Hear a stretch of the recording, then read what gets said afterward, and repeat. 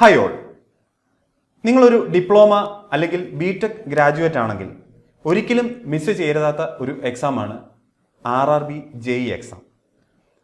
പ്രത്യേകിച്ച് നിങ്ങൾ technical എക്സാംസിന് prepare ചെയ്തുകൊണ്ടിരിക്കുന്ന ഒരാളാണെങ്കിൽ ഒരിക്കലും ഈ ഒരു എക്സാം എഴുതാതിരിക്കരുത്.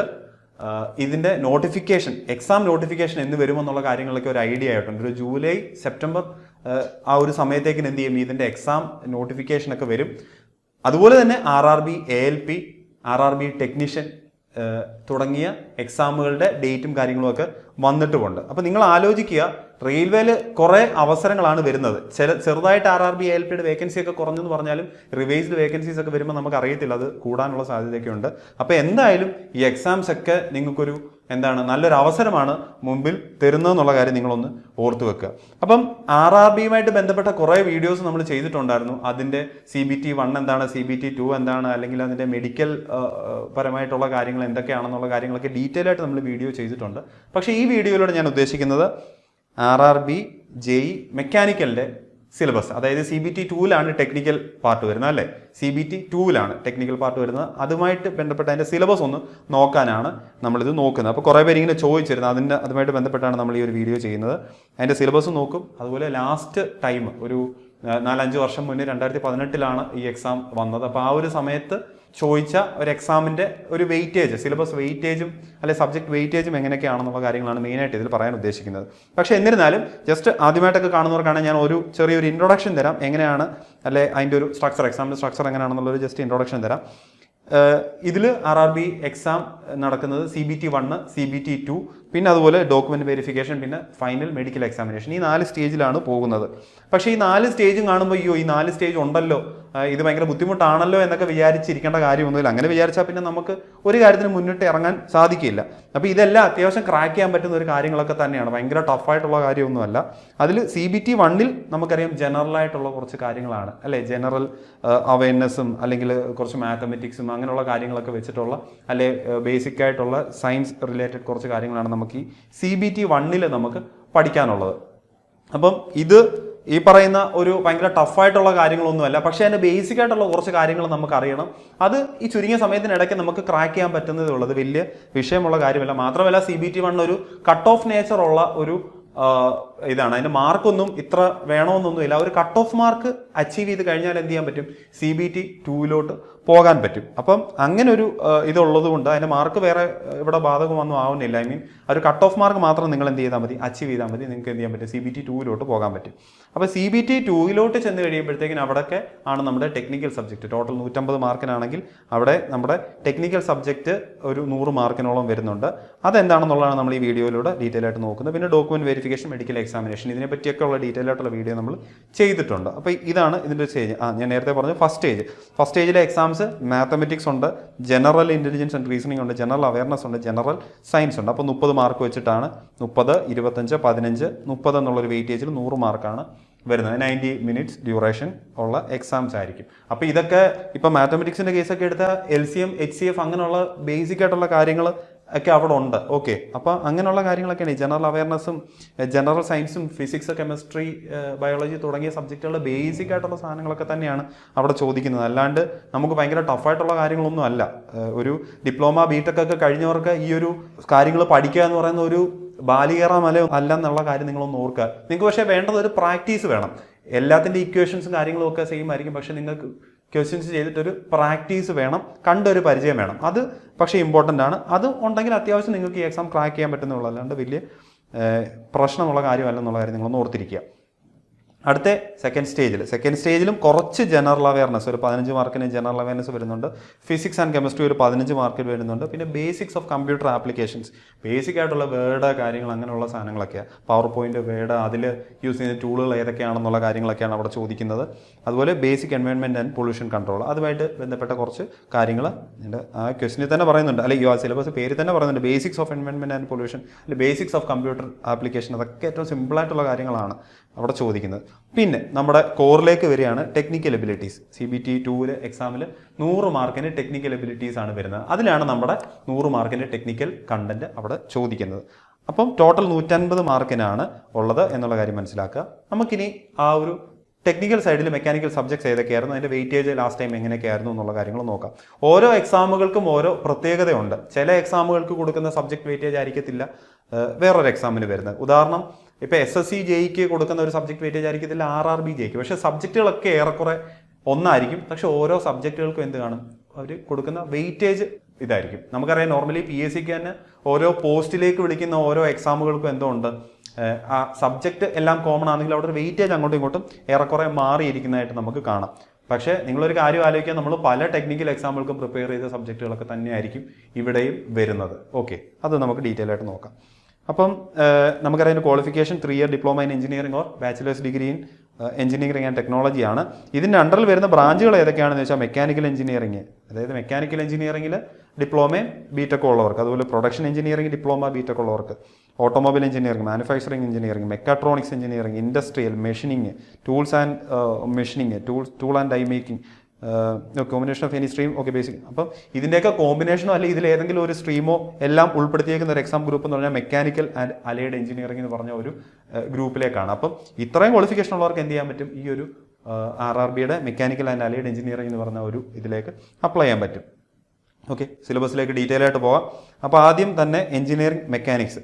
എഞ്ചിനീയറിംഗ് മെക്കാനിക്സ് എന്ന് പറഞ്ഞാൽ ഒരു സബ്ജക്റ്റ് നമ്മൾ എന്താണ് എഞ്ചിനീയറിംഗ് പഠിക്കുമ്പോൾ തൊട്ടല്ലേ, ഡിപ്ലോമയ്ക്ക് പഠിക്കുമ്പോൾ തൊട്ട് ബേസിക് ആയിട്ട് നമ്മൾ പഠിക്കുന്ന കാര്യങ്ങളല്ലേ. എല്ലാ ടെക്നിക്കൽ എക്സാംസിനും ഈ ഒരു ടോപ്പിക്ക് നമ്മൾ പഠിക്കുന്ന ടോപ്പിക്കാണ്. Resolution of forces, parallelogram law of forces, triangular law of forces അല്ലേ, പിന്നെന്താണ് friction, dynamic friction, static friction, limiting angle of friction, ഇതെല്ലാം നമ്മൾ ബേസിക് ആയിട്ട് ഇതിൻ്റെ അകത്ത് പഠിക്കുന്ന സാധനങ്ങളാണ്. D'Alembert's principle, law of conservation of energy, law of conservation of momentum. മെക്കാനിക്സിൻ്റെ എല്ലാ കാര്യങ്ങളും കവർ ചെയ്തുള്ളൊരു ഒരു ടോപ്പിക്കാണ് ഇവിടെ വന്നിരിക്കുന്നത് ഫസ്റ്റ് ഉള്ളത്. ഓക്കെ, സെക്കൻഡായിട്ട് വരുന്നത് മെറ്റീരിയൽ സയൻസ്. മെറ്റീരിയൽ സയൻസ് കുറച്ച് എല്ലാ എക്സാമുകൾക്കും നമ്മൾ പഠിക്കുന്നില്ലെങ്കിലും കുറച്ച് കുറേ എക്സാമുകൾക്കൊക്കെ നമ്മൾ ഈ ഒരു സാധനം നമ്മൾ നോക്കുന്നതാണ്. അപ്പോൾ അതിൻ്റെ അകത്ത് പറയുന്നത് mechanical properties of engineering materials, tensile strength, compressive strength, ductility, malleability, അങ്ങനെയുള്ള കാര്യങ്ങളൊക്കെ. ഇതെല്ലാം ഞാൻ വീണ്ടും പറയുന്നു, ഒത്തിരി ഒരു ഹയർ ലെവലിലൊന്നും വെച്ചിട്ടുള്ള ചോദ്യങ്ങളായിരിക്കത്തില്ല ചോദിക്കുന്നവർ. നിങ്ങൾക്ക് പ്രീവിയസ് ക്വസ്റ്റ്യൻസ് എടുത്ത് നോക്കിയാൽ നമുക്ക് മനസ്സിലാവും. പ്രീവിയസ് ക്വസ്റ്റ്യൻസിൻ്റെ വീഡിയോസോ കാര്യങ്ങളൊക്കെ നമുക്ക് പറ്റുവാണെങ്കിൽ ഒന്ന് ചെയ്യാം. നിങ്ങൾ നോക്കി മനസ്സിലാവും, ഡയറക്റ്റ് ക്വസ്റ്റ്യൻസ് ആയിരിക്കും. ഒരിക്കലും ഒരു ഗേറ്റ് ലെവൽ ക്വസ്റ്റ്യൻസോ അല്ലെങ്കിൽ ഒത്തിരി കൺഫ്യൂഷൻ ഉണ്ടാക്കുന്ന ക്വസ്റ്റ്യൻസോ ഒന്നുമല്ല. കൺസെപ്റ്റൊക്കെ മനസ്സിലാക്കിയിരിക്കണം. കൺസെപ്റ്റൊക്കെ ക്ലിയർ ആയിട്ടുള്ളവർക്ക് ഈസി ആയിട്ട് അറ്റൻഡ് ചെയ്യാൻ പറ്റുന്ന ഡയറക്റ്റ് ക്വസ്റ്റ്യൻസ് ആയിരിക്കും ഇവിടെ എല്ലാം ചോദിക്കുന്നത്. ഈ പറയുന്ന ടഫ്നെസ്, ഇമ്പാക്ട് സ്ട്രെങ്തുമായിട്ടൊക്കെ ബന്ധപ്പെട്ട് വരുന്നതൊക്കെ ഒരു ഡെഫിനിഷൻ പോലുള്ള ചോദ്യങ്ങളൊക്കെ വരെ ചോദിച്ച് കണ്ടിട്ടുണ്ട്. അപ്പോൾ അതൊന്ന് ഓർക്കുക. അടുത്ത classification of steels, mild steel and alloys. Material classification, mild steel അതിൻ്റെ കോമ്പോസിഷൻ റേഷ്യോ എത്ര ആണെന്നുള്ള കാര്യങ്ങൾ, അലോയ് സ്റ്റീൽ അതിൻ്റെ കോമ്പോസിഷൻ, അതിൻ്റെ ഓരോ ടൈപ്പ് ഓഫ് അലോയ് സ്റ്റീലിലും ഇപ്പം എന്തൊക്കെയാണ് യൂസ് ചെയ്യുന്നതെന്നുള്ള കാര്യങ്ങൾ. ഓക്കെ, ഇപ്പോൾ different types of alloy steels ഒക്കെ ഉണ്ടല്ലേ. അപ്പോൾ അതിൽ ഓരോന്നിൻ്റെയും കോമ്പോസിഷൻ എന്തൊക്കെയാണല്ലേ, ഏതൊക്കെ എലമെൻറ്റ്സ് ആണല്ലേ അതിൻ്റെ അത് ഉൾപ്പെടുത്തിയിരിക്കുന്നുള്ള കാര്യങ്ങളൊക്കെ വെച്ചിട്ടുള്ള കാര്യങ്ങളാണ്. നമ്മളിത് എല്ലാ എക്സാമ്പിൾക്കും പഠിക്കുന്ന ഒരു കോർ ടോപ്പിക്കാണ്. അടുത്ത importance of heat treatment. Heat treatment പ്രോസസ്സും വളരെ കോമൺ ആയിട്ടുള്ള നമ്മൾ പല പ്രാവശ്യം പഠിച്ചിട്ടുള്ള ടോപ്പിക്കൊക്കെ ആയിരിക്കും. അതല്ല പഠിച്ചിട്ടില്ലെങ്കിൽ പോലും പെട്ടെന്ന് തന്നെ നമുക്ക് കവർ ചെയ്തെടുക്കാവുന്ന കാര്യങ്ങളൊക്കെ ഉള്ളൂ. അടുത്ത മൂന്നാമത്തെ സബ്ജക്റ്റ് വരുന്നത് സ്ട്രെങ്ത് ഓഫ് മെറ്റീരിയൽസ്. മെക്കാനിക്സ് കഴിഞ്ഞാൽ പിന്നെ നമുക്ക് അതുമായിട്ട് റിലേറ്റ് ചെയ്ത് വരുന്ന ഒരു സബ്ജക്റ്റാണ് സ്ട്രെങ്ത് ഓഫ് മെറ്റീരിയൽസ്. അപ്പോൾ സ്ട്രെസ്, സ്ട്രെയിൻ, അങ്ങനെയുള്ള കാര്യങ്ങളൊക്കെയാണ് അവിടെ പഠിക്കാനുള്ളത്. Simply supported beam, continuous beam, cantilever beam, torsion in shaft and ഇത്. അപ്പോൾ അതുമായിട്ടും ഉള്ള കുറച്ച് ബേസിക് കാര്യങ്ങൾ നമുക്ക് അവിടെ പഠിക്കാനുണ്ട്. സിമ്പിളായിട്ടുള്ള ടോപ്പിക്സ് ആണ്, അല്ലെങ്കിൽ ഫണ്ടമെൻ്റലായിട്ട് ഒരു മെക്കാനിക്കൽ എഞ്ചിനീയർ അറിഞ്ഞിരിക്കേണ്ട കാര്യങ്ങളൊക്കെ തന്നെയാണ് ഈ ഒരു സബ്ജക്റ്റിലും വരുന്നത്. പിന്നീട് വരുന്നത് മെഷീനിങ്. ഓക്കെ, മെഷീനിങ് പിന്നെ ഞാനൊന്ന് പറഞ്ഞു പോവുകയാണ്. വെൽഡിങ്, അതുപോലെ ഗ്രൈൻഡിങ് എന്നൊക്കെ പറയുമ്പോഴത്തേന് ഒരു പ്രൊഡക്ഷൻ റിലേറ്റഡ് ആയിട്ട് വരുന്നുണ്ട്. അപ്പോൾ ഈ പ്രൊഡക്ഷൻ സബ്ജക്ട്സ് ആണ് കൂടുതലും വെയിറ്റേജ് ഉള്ളതെന്നുള്ളത് നമുക്ക് വഴിയെ മനസ്സിലാവും. എന്തായാലും മെഷീനിങ്, ലെയ്ത്ത്, അതുപോലെ ഷേപ്പർ, ഇതുമായിട്ട് ബന്ധപ്പെട്ട കാര്യങ്ങളെല്ലാം നമുക്ക് പഠിക്കണം. ടൈപ്സ് ഓഫ് ലെയ്ത്ത്, അല്ലെങ്കിൽ ലെയ്ത്തിൻ്റെ ഓപ്പറേഷൻസ് എന്തൊക്കെയാണ്, ഗ്രൈൻഡിങ് ആണെങ്കിൽ ഗ്രൈൻഡിങ് മെഷീൻസ് ഏതൊക്കെ ടൈപ്പുകളാണ്, ഓരോ ഗ്രൈൻഡിങ് ഓപ്പറേഷൻസും എന്തൊക്കെയാണെന്നുള്ള കാര്യങ്ങളൊക്കെ പഠിക്കണം. ഡയറക്റ്റ് ആയിട്ടുള്ള ക്വസ്റ്റ്യൻസ് ആണ്, ഒത്തിരി കോംപ്ലിക്കേറ്റഡ് ആയിട്ടുള്ള ക്വസ്റ്റ്യൻസ് ഒന്നും ചോദിക്കത്തില്ല. വളരെ ബേസിക് ആയിട്ടുള്ള അല്ലെങ്കിൽ കൺസെപ്റ്റ് മനസ്സിലാക്കി പഠിക്കേണ്ട കുറച്ച് ക്വസ്റ്റ്യൻസ് ആണ് അവിടെ എല്ലാം ചോദിക്കുന്നത്. അടുത്തത് വെൽഡിങ്. വെൽഡിങ് നോർമലി നമ്മൾ പഠിക്കുന്നതിനേക്കാളും കുറച്ച് ഇമ്പോർട്ടൻസ് കൊടുത്ത് നമുക്കിവിടെ പഠിക്കേണ്ടി വരും. എപ്പോഴും നമ്മൾ പഠിക്കുന്നൊരു ടോപ്പിക്കൊന്നും അല്ല. വെൽഡിംഗ് ഒന്നും ഒത്തിരി ഡീറ്റെയിൽ ആയിട്ടൊന്നും നമ്മൾ പഠിക്കത്തില്ല. അപ്പം ഇവിടെ എന്തുകൊണ്ട് welding, classification of welding process, എല്ലാ ടൈപ്പ് ഓഫ് വെൽഡിംഗ് പ്രോസസ്സും, ആർക്ക് വെൽഡിങ്, ഗ്യാസ് വെൽഡിങ്ങും അതിൻ്റെ ഡിഫറൻറ്റ് ടൈപ്സ്, സബ്മേർജ്ഡും, കാർബൺ ഡയോക്സൈഡ് വെൽഡിങ്ങും, മിഗ് വെൽഡിങ്ങും, ടിഗ് വെൽഡിങ്ങും, അൾട്രാസോണിക് വെൽഡിങ്, എല്ലാ ടൈപ്പ് ഓഫ് വെൽഡിങ്ങും അതിൻ്റെ അഡ്വാൻറ്റേജസും അതിൻ്റെ ഒരു പ്രോസസ്സും കാര്യങ്ങളും നമുക്ക് അത്യാവശ്യം അറിഞ്ഞിരിക്കണം. ഇത് കുറച്ചുകൂടെ നമുക്ക് അത്ര പരിചയമില്ലാത്തൊരു ടോപ്പിക്കായിരിക്കും. പക്ഷേ എന്നാലും നിങ്ങൾക്കറിയാം എളുപ്പത്തിൽ പഠിക്കാവുന്ന ടോപ്പിക് തന്നെയാണ്, ഒത്തിരി കഥയുള്ള കാര്യങ്ങളൊന്നും ഇല്ല. ഓക്കെ, അടുത്തത് ഗ്രൈൻഡിങ് ആൻഡ് ഫിനിഷിംഗ് പ്രോസസ്സ്. ഗ്രൈൻഡിങ്ങിനെ കുറച്ചുകൂടെ ഡീറ്റെയിൽ ആയിട്ട് ഇവിടെ വീണ്ടും പറഞ്ഞിട്ടുണ്ട്. ഗ്രൈൻഡിങ് പ്രോസസ്സ് അപ്പം എന്താണ് principle of material by grinding, abrasives കാര്യങ്ങൾ, അതിൻ്റെ അബ്രസീവിൻ്റെ മെറ്റീരിയൽസും കാര്യങ്ങളും, അതിൽ ഡിഫറെൻറ്റ് ടൈപ്സ് ഓഫ് അബ്രസീവ്സും കാര്യങ്ങളും അങ്ങനെയുള്ള സംഭവങ്ങളൊക്കെ അവിടെ പറയുന്നുണ്ട്. അപ്പം ഗ്രൈൻഡിങ് അത്യാവശ്യം ഡീറ്റെയിൽ ആയിട്ട് ഇവിടെ നമുക്ക് പഠിക്കാനുണ്ടല്ലേ. പിന്നെന്തോ പറയുന്നുണ്ട് ഇവിടെ ഒരു ടോപ്പിക്ക് ഇലക്ട്രോപ്ലേറ്റിംഗ് ഒക്കെ വരുന്നുണ്ട്. ഇലക്ട്രോപ്ലേറ്റിങ്ങുമായിട്ട് ബന്ധപ്പെട്ട് കുറച്ച് കാര്യങ്ങളൊക്കെ അവിടെ വരുന്നുണ്ട്. ഇതും കുറച്ച് ഗ്രൈൻഡിങ് ആൻഡ് ഫിനിഷിംഗ് പ്രോസസ്സ് വരുമ്പോഴത്തേക്കിന് കുറച്ചുകൂടെ പരിചിതമല്ലാത്തൊരു ടോപ്പിക് ആയിരിക്കും. പക്ഷേ എന്താണ് അത് ഈസി ആയിട്ട് ക്രാക്ക് ചെയ്യാൻ പറ്റുന്നൊരു സംഭവമാണ്. വീണ്ടും വരുന്നു പ്രൊഡക്ഷൻ റിലേറ്റഡ് എന്ന് തന്നെ വേണമെങ്കിൽ പറയാം. മെട്രോളജി വരുന്നുണ്ട്. മെട്രോളജി നമുക്ക് കോമൺ ആയിട്ട് കുറേ സബ്ജക്ട്സ് നമുക്ക് അറിയാവുന്ന സബ്ജക്ട്സ് ആണ്. മെട്രോളജിയിൽ വരുന്നത് ഏതാണ്? Linear measurement, slip gauges, dial indicator, bevel protractor, കുറേ ടൈപ്പ് ഓഫ് മെഷറിംഗ് ഇൻസ്ട്രുമെൻറ്റ്സ് ആണ് അവിടെ വരുന്നത്. Sine bar, comparators, different types of comparators ആയിട്ടുള്ള മെക്കാനിക്കൽ, ഇലക്ട്രിക്കൽ, ഒപ്റ്റിക്കൽ, ന്യൂമാറ്റിക്, അങ്ങനെ കുറച്ച് കാര്യങ്ങൾ. പിന്നെ റഫ്നെസ്സിൻ്റെ കാര്യങ്ങൾ, മെഷർമെൻറ്റ് ഓഫ് റഫ്നെസ്, അതുമായിട്ട് ബന്ധപ്പെട്ട കുറച്ച് കാര്യങ്ങൾ. ഇതൊക്കെ ഒത്തിരി കോമൺ ആണ്, നമ്മൾ പഠിച്ചിട്ടുള്ള ടോപ്പിക്കുമാണ്, ഒത്തിരി പാടുള്ള ഏരിയ അല്ല.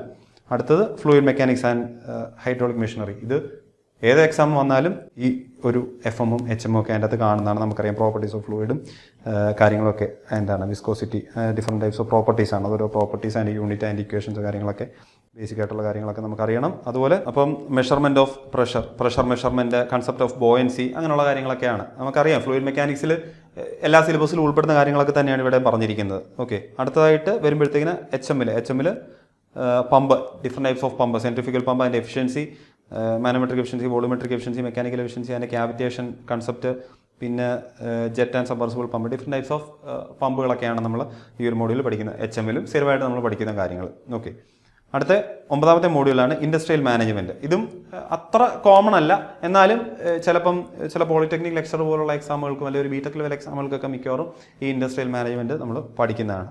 അപ്പോൾ അതിൻ്റെ അകത്ത് കുറച്ച് തിയറി ആയിട്ടുള്ള കാര്യങ്ങളൊക്കെ തന്നെയാണ്. PERT, CPM, job analysis, motivation, ഇതെല്ലാം കുറേ തിയറി കാര്യങ്ങളൊക്കെയാണ്.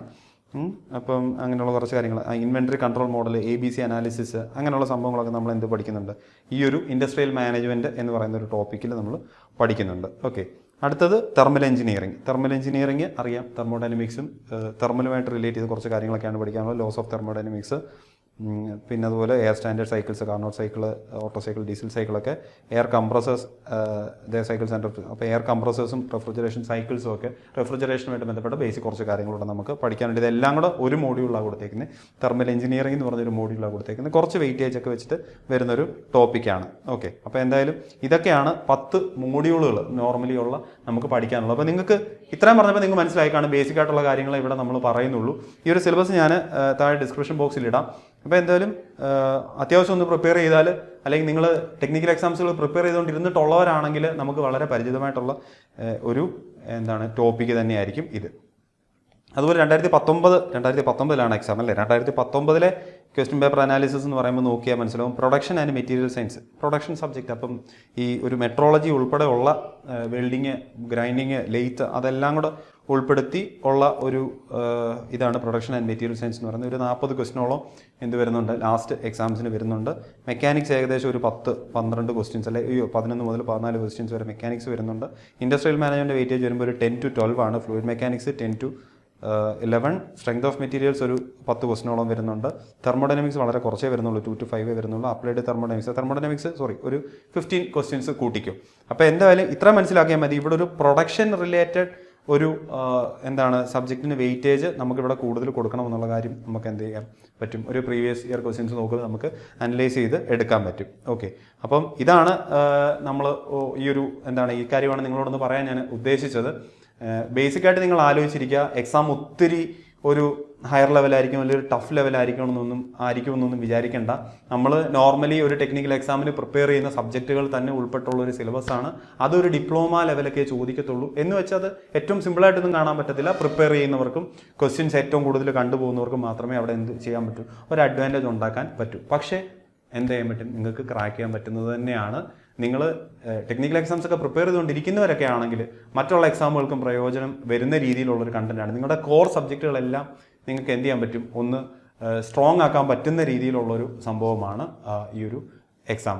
ഇതിൽ എല്ലാത്തിലുപരി ഒരു കാര്യം നിങ്ങൾ ആലോചിക്കുക, RRBയുടെ എക്സാംസ് എല്ലാ വർഷവും ഈ ഒരു ജൂലൈ സെപ്റ്റംബർ കാലഘട്ടത്തിൽ നോട്ടിഫിക്കേഷൻ വരും എന്നുള്ള രീതിയിൽ ഒരു സംഭവം വന്നിട്ടുണ്ട്. ആ ഒരു സമയത്തേക്കിന് ഏത് ഡേറ്റിലായിരിക്കും എക്സാം വരുന്നതെന്നുള്ളത് നമുക്കൊരു അനൗൺസ്മെന്റ് കിട്ടും. അപ്പോൾ ഇത് അധികം താമസിക്കാതെ തന്നെ അടുത്ത എക്സാമുകളും ഒക്കെ വരുമായിരിക്കും. അപ്പോൾ സ്ഥിരമായിട്ട് ഈ എക്സാം വിളിച്ചാലും നമുക്ക് എന്താണ് അവിടെ ഒരു അഡ്വാൻറ്റേജ് ഉണ്ടെന്നുള്ള കാര്യം ആലോചിക്കുക. ഏജ് ലിമിറ്റ് നേരത്തെ പറയുന്ന പോലെ തന്നെ ALPക്കൊക്കെ ഒരു 3 ഇയർ ഇത് തന്നിട്ടുണ്ട്. ചിലപ്പോൾ ഇവിടെയും കിട്ടും. ഈ കൊറോണയൊക്കെ പ്രമാണിച്ചൊക്കെ ആണെന്ന് തോന്നുന്നു ഒരു 3 ഇയർ + 3 ഇയർ ആക്കിയിട്ടുണ്ട്.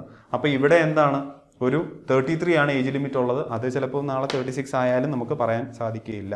33 + 3 ആയി 36 ആയി കഴിഞ്ഞാൽ അത്യാവശ്യം കുഴപ്പമില്ലാത്ത ഒരു ഏജ് ലിമിറ്റും ഉണ്ട്. അപ്പം ഇതിനെല്ലാത്തിനും നമ്മൾ എന്താ ചെയ്യേണ്ടതെന്ന് വെച്ചാൽ നമ്മളൊന്ന് റെഡി ആയിട്ടിരിക്കണം. നിങ്ങൾ വേറെ ഏതെങ്കിലും ഒരു എക്സാം പ്രിപ്പയർ ചെയ്യുന്നുണ്ടെങ്കിലും നിങ്ങളുടെ മനസ്സിൽ ഇത്രയും സബ്ജക്റ്റുകളിലൂടെ വേണം, ഈ സബ്ജക്റ്റുകളോടൊക്കെ പാരലായിട്ട് കൊണ്ടുപോകാൻ ശ്രമിക്കുക. ടെക്നിക്കലിൻ്റെ കാര്യമാണ് ഞാൻ പറയുന്നത്. ഈ പാരലായിട്ട് ഈ സബ്ജക്റ്റുകളോട് കൊണ്ടുപോകാൻ ശ്രമിച്ചാൽ എന്താണ് നമുക്ക് എക്സാമിന് നമുക്ക് എപ്പോഴും ഒരു അഡ്വാൻറ്റേജ് കിട്ടുന്നതായിരിക്കും. അപ്പോൾ ഏണസ്റ്റ് അക്കാഡമിയിൽ RRBയുടെ എക്സാംസ് ഫോക്കസ് ചെയ്തുകൊണ്ട് RRB ALPയും RRB JEയും ടെക്നീഷ്യൻ എക്സാമുകളും ഫോക്കസ് ചെയ്തുകൊണ്ട് നമ്മളൊരു ബാച്ച് സ്റ്റാർട്ട് ചെയ്തിട്ടുണ്ട്. അവിടെ ക്ലാസ്സുകൾ ലൈവായിട്ട് നടക്കുന്നുണ്ട്. അവിടെ എക്സാംസും കാര്യങ്ങളും അല്ലെങ്കിൽ ലൈവ് ക്വസ്റ്റ്യൻ ഡിസ്കഷനുമായിട്ട് നമ്മുടെ ക്ലാസ്സുകൾ മുന്നോട്ട് പോകുന്നുണ്ട്. അപ്പോൾ നിങ്ങൾക്ക് നമ്മുടെ കോഴ്സുകളെ പറ്റി കൂടുതൽ അറിയാൻ താല്പര്യമുണ്ടെങ്കിൽ താഴെ കാണുന്ന ഗൂഗിൾ ഫോമിൽ നിങ്ങളുടെ ഡീറ്റെയിൽസ് കൊടുക്കാവുന്നതാണ്. അപ്പം നിങ്ങൾക്ക് CBT 1 സെപ്പറേറ്റ് നിങ്ങൾക്ക് വേണമെങ്കിൽ അങ്ങനെ കോഴ്സ് നിങ്ങൾക്ക് അവൈൽ ചെയ്യാം. അതുപോലെ CBT 2 ടെക്നിക്കൽ മാത്രമായിട്ടാണ് നിങ്ങൾക്ക് പ്രിപ്പയർ ചെയ്യേണ്ടതെങ്കിൽ CBT 1 നിങ്ങൾക്കറിയാം, CBT 2 മാത്രം മതിയെങ്കിൽ നിങ്ങൾക്ക് അങ്ങനെയും എടുക്കാം. ഇതൊന്നും അല്ലെങ്കിൽ കോംബോ ആയിട്ടും ഈ കോഴ്സ് എടുക്കാവുന്നതാണ്. അപ്പോൾ എന്നിരുന്നാലും നിങ്ങൾക്ക് കോഴ്സിനെ പറ്റി കൂടുതൽ അറിയണമെന്നുണ്ടെങ്കിൽ നിങ്ങൾ എന്ത് ചെയ്യുക, നമ്മളെ കോൺടാക്ട് ചെയ്യുക, അല്ലെങ്കിൽ താഴെ കാണുന്ന ഗൂഗിൾ ഫോമിൽ ഫില്ല് ചെയ്യുക. അപ്പം ഈ എക്സാം പ്രിപ്പയർ ചെയ്യുന്ന എല്ലാവർക്കും ഒരു ഓൾ ദ ബെസ്റ്റ് നേർന്നുകൊണ്ട് നിർത്തുന്നു. Thank you.